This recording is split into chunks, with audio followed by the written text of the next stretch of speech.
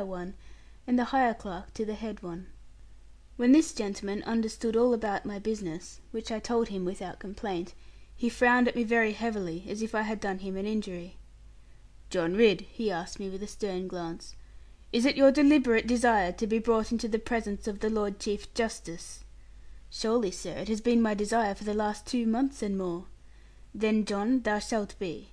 But mind one thing, not a word of thy long detention, or thou mayest get into trouble."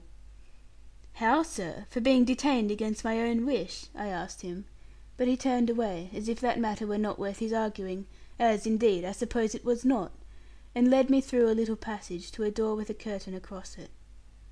"Now, if my lord cross-question you," the gentleman whispered to me, "answer him straight out truth at once, for he will have it out of thee.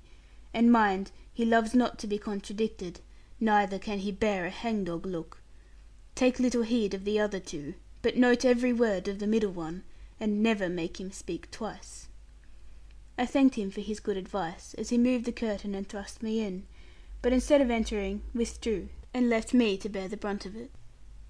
The chamber was not very large, though lofty to my eyes, and dark, with wooden panels round it. At the further end were some raised seats, such as I have seen in churches, lined with velvet, and having broad elbows, and a canopy over the middle seat. There were only 3 men sitting here, one in the centre and one on each side, and all 3 were done up wonderfully with fur, and robes of state, and curls of thick grey horsehair, crimped and gathered and plaited down to their shoulders. Each man had an oak desk before him, set at a little distance, and spread with pens and papers. Instead of writing, however, they seemed to be laughing and talking, or rather, the one in the middle seemed to be telling some good story, which the others received with approval. By reason of their great perukes, it was hard to tell how old they were, but the one who was speaking seemed the youngest, although he was the chief of them. A thick-set, burly, and bulky man, with a blotchy broad face, and great square jaws, and fierce eyes full of blazes, he was one to be dreaded by gentle souls, and to be abhorred by the noble.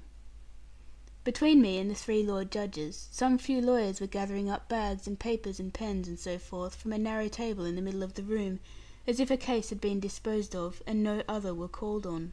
But before I had time to look round twice, the stout fierce man espied me, and shouted out with a flashing stare, "How now, countryman? Who art thou?" "May it please your worship," I answered him loudly, "I am John Ridd, of Oare parish, in the shire of Somerset, brought to this London some 2 months back by a special messenger, whose name is Jeremy Stickles, and then bound over to be at hand and ready, when called upon to give evidence in a matter unknown to me, but touching the peace of our lord the King, and the well-being of his subjects. 3 times I have met our lord the King, but he hath said nothing about his peace, and only held it towards me. And every day, save Sunday, I have walked up and down the great hall of Westminster, all the business part of the day, expecting to be called upon, yet no one hath called upon me.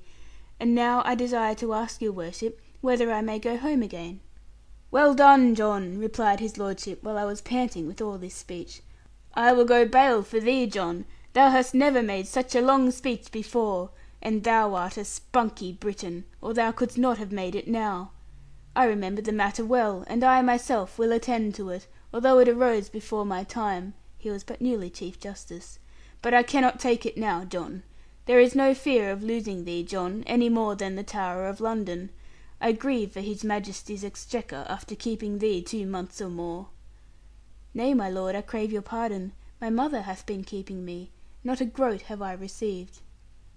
"Spank, is it so?" his lordship cried, in a voice that shook the cobwebs, and the frown on his brow shook the hearts of men, and mine as much as the rest of them. "Spank, is His Majesty come to this, that he starves his own approvers?" My lord," whispered Mr. Spank, the chief officer of evidence, "the thing hath been overlooked, my lord, among such grave matters of treason." "I will overlook thy head, foul Spank, on a spike from Temple Bar, if ever I hear of the like again. Vile varlet, what art thou paid for? Thou hast swindled the money thyself, foul Spank. I know thee, though thou art new to me. Bitter is the day for thee that ever I came across thee. Answer me not. 1 word more, and I will have thee on a hurdle." And he swung himself to and fro on his bench, with both hands on his knees, and every man waited to let it pass, knowing better than to speak to him. "John Ridd," said the Lord Chief Justice, at last recovering a sort of dignity, yet daring Spank from the corners of his eyes to do so much as look at him, "thou hast been shamefully used, John Ridd.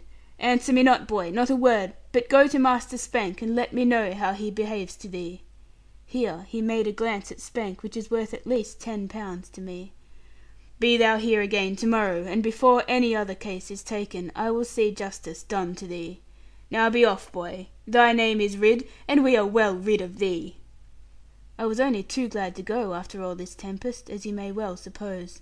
For if ever I saw a man's eyes become two holes for the devil to glare from, I saw it that day, and the eyes were those of the Lord Chief Justice Jeffreys. Mr. Spank was in the lobby before me, and before I had recovered myself, for I was vexed with my own terror, he came up sidling and fawning to me with a heavy bag of yellow leather.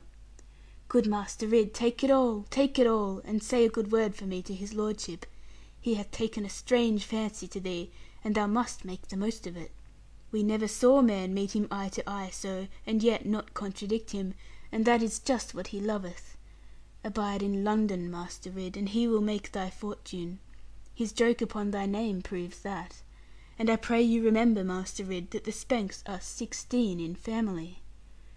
But I would not take the bag from him, regarding it as a sort of bribe to pay me such a lump of money, without so much as asking how great had been my expenses.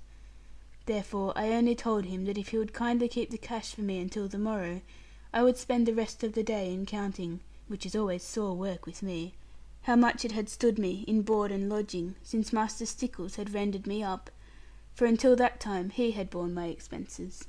In the morning I would give Mr. Spank a memorandum, duly signed and attested by my landlord, including the breakfast of that day, and in exchange for this I would take the exact amount from the yellow bag, and be very thankful for it. "If that is thy way of using opportunity," said Spank, looking at me with some contempt, "thou wilt never thrive in these times, my lad.